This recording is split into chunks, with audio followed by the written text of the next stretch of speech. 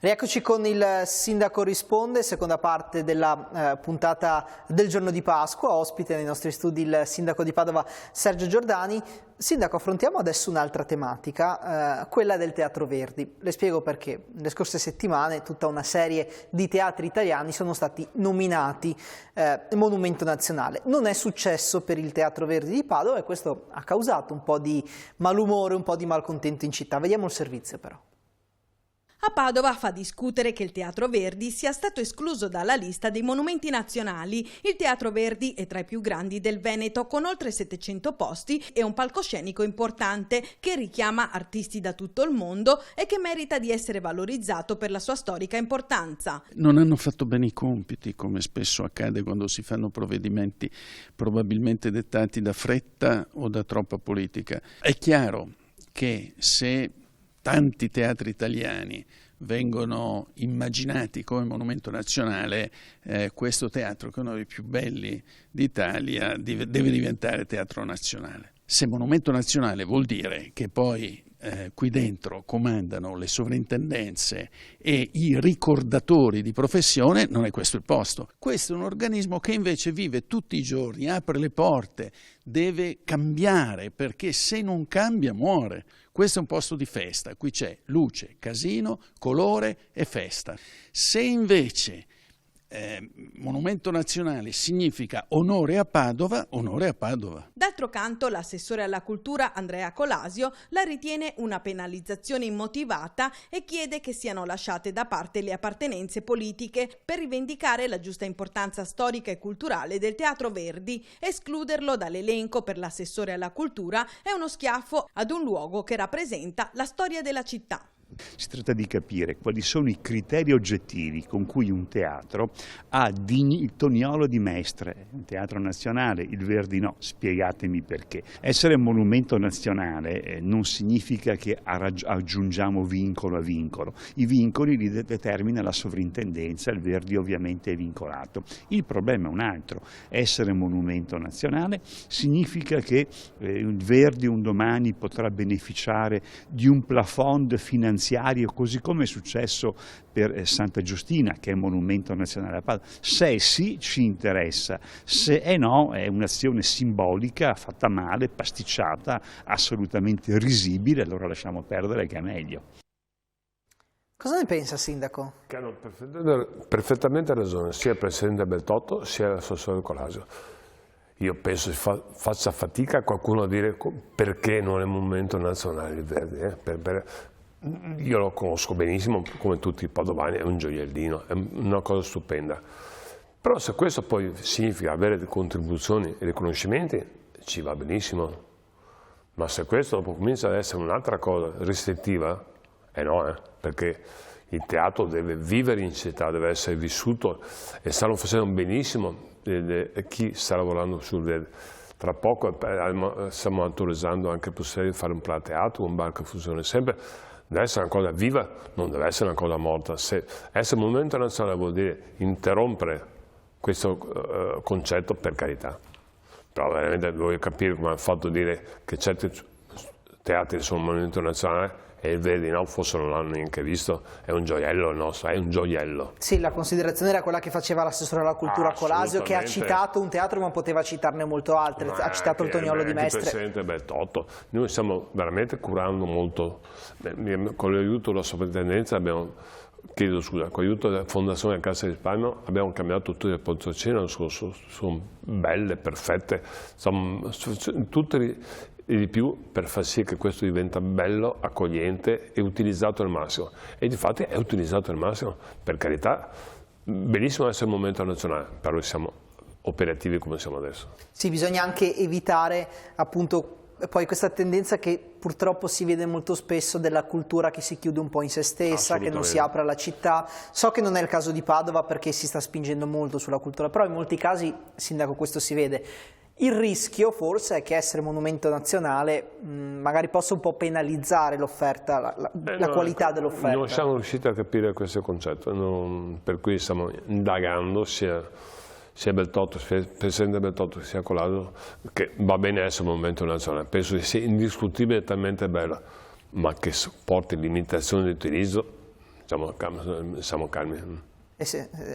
Rimaniamo così volentieri, dice lei. Anche perché ricordiamo, anche però se... serve penalizzante non avere contribuzione, perché è molto costoso gestire il teatro sotto l'aspetto proprio di investimenti, sotto l'aspetto immobiliare, restauri, per cui è difficile fare queste cose. Se non essere il monumento nazionale vuol dire perdere risorse per mettere a posto il teatro, questo non va bene. Certo, perché poi è un teatro che ovviamente ha bisogno di manutenzione.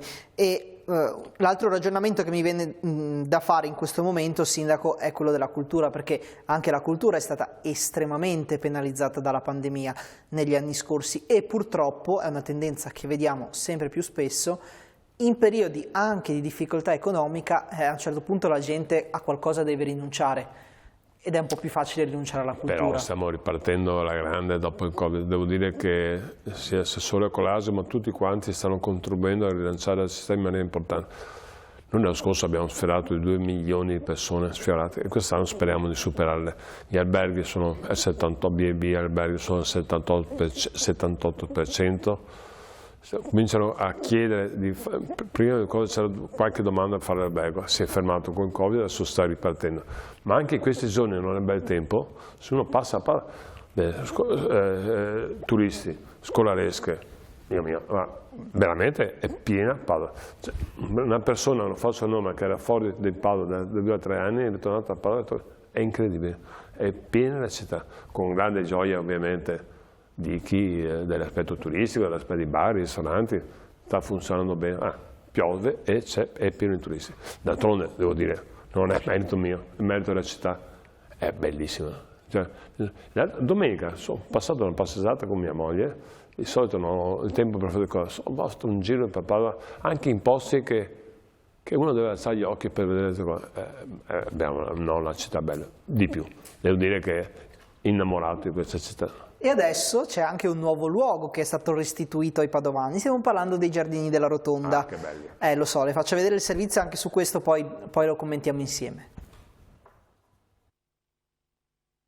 È un giardino tutto nuovo, con fontane e diverse specie di piante, quello che riapre le porte ai padovani. Stiamo parlando dei Giardini della Rotonda, un'area di oltre 5.000 metri quadri, a ridosso delle mura cinquecentesche e del Bastione della Gatta, che dopo la riqualificazione è stato riaperto al pubblico.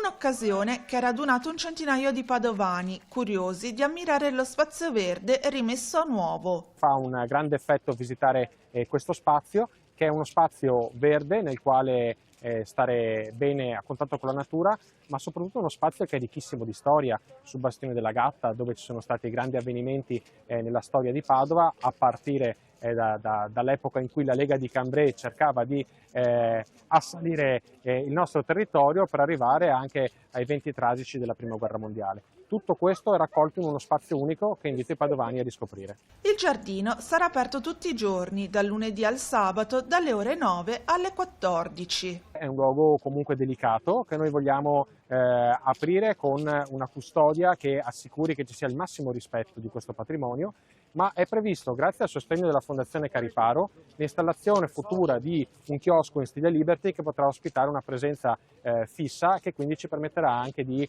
avviare una serie di attività che allargeranno anche gli orari. Come diceva l'assessore Bressa, è un luogo ricco di storia della città di Padova che forse, e questa è anche un po' colpa delle amministrazioni che si sono susseguite negli anni, anche gli stessi cittadini padovani non conoscono molto bene, Sindaco? Devo dire che invito tutti quanti ad andare a vedere. Ne è uscito un gioiellino. Devo dire grazie alla Fondazione Cariparo, al Presidente Muraro, che ci ha dato risorse anche ultimamente per completare ulteriori lavori, però veramente ha 5 fontane. È qualcosa che neanche immaginavo fosse così bello. Devo fare i complimenti anche al settore verde, dottor Ciro Innocenti, che ha lavorato con passione con tutti i suoi, ma anche a Michelizzi, piuttosto che l'assessore Colasio. Hanno fatto Bressa, ha fatto un bellissimo lavoro. Andate a vederlo per rimanere stupiti quanto è bello, quanto è delicato e sarà sotto controllo, perché è veramente un gioiello che va trattato bene. Il prossimo settembre-ottobre spero facciamo anche i Giardini Treves, sono già belli così. Il Parco Treves è già molto bello. Sono già belli così, verranno riqualificati, sempre grazie alla Fondazione Cassa Risparmio, e vedrete che... E lì cosa c'è da fare, sindaco, però? Da rifare la manutenzione, è già stupendo adesso. Certo. Vedrete che ne esce un capolavoro come questo. Andare a vedere, perché da là si vede la qualità da questo giardino. Sì, e voi state puntando molto su questo. Penso per esempio nel corso degli anni precedenti che avete fatto un investimento molto pesante, per esempio sui giardini dell'Arena, che avete riqualificato e che adesso di fatto sono veramente usufruiti tutti i giorni dai cittadini. Quello era un luogo della città di Padova un po', come dire, dimenticato, esatto, e questo significa anche che se i luoghi ci sono, i cittadini poi li vivono. I giardini dell'Arena sono fantastici, sia d'inverno con le luci, sia d'estate, è pieno di ragazzi che vanno lì a leggere o studiare. Ma tutti i tipi di cittadini, sono passato anche lì domenica, la gente che prendeva il sole sull'erba, gente che beve l'aperitivo, sono bellissimi, no? Bellissimi. Mi ricordo che una volta era uno spazio, era un luogo di spazio, era un luogo in cui si compravano biciclette rubate. Ci ricordiamo bene, abbiamo fatto anche più di qualche reportage negli anni passati da lì. Questa come amministrazione medaglia ci siamo presi, perché veramente abbiamo fatto un grande lavoro con chi gestisce il parco, che sono molto bravi. Bisogna vivere la città, tutti gli spazi vanno occupati, perché è vero, ci sono dello spazio, ci sono gli spaziatori. Ogni volta che fa qualche iniziativa li spostiamo, vedi dei Gasperi piuttosto che sia altre cose, li spostiamo. Però se ci sono, mi spiace dirlo, ci sono perché sono i consumatori.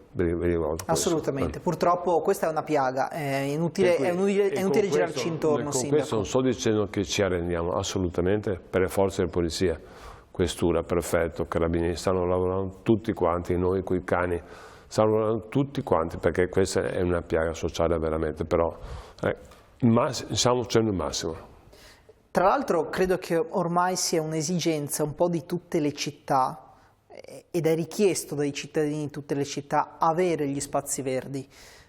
Finalmente stiamo un po' invertendo la rotta da questo punto di vista, perché per molti anni, sindaco, è inutile negarlo, il verde in città è stato molto sottovalutato. Vedete l'Iris, quando sarà finito, abbiamo anche le risorse del PNRR, i boschetti che era Tito Livio, è stato per ora, è stato visto ieri, ieri stanno tagliando l'erba. È solo fatto una parte. Io mi immagino, spero, gli ultimi contatti che cominceranno i lavori per 2 palazzine liberi che sono private. Certo. Penso che prima dell'estate cominceranno i lavori, per cui sogno di vedere queste 2 palazzine finite entro un paio d'anni, perché ci passo davanti ogni giorno. Mi giro dall'altra parte perché sono veramente 2 cartocci. Erano ristrutturate, l'impresa Liberty con l'ingegnere Ferraro sta occupandosene. Che quando è finito veramente un'altra parte di paga recuperata, non solo passerà davanti il tram, sarà fatto PP1, sarà fatto IFI, vuol dire davanti alla Chiesa della Pace, veramente privati, per cui Padova cambierà in maniera incredibile.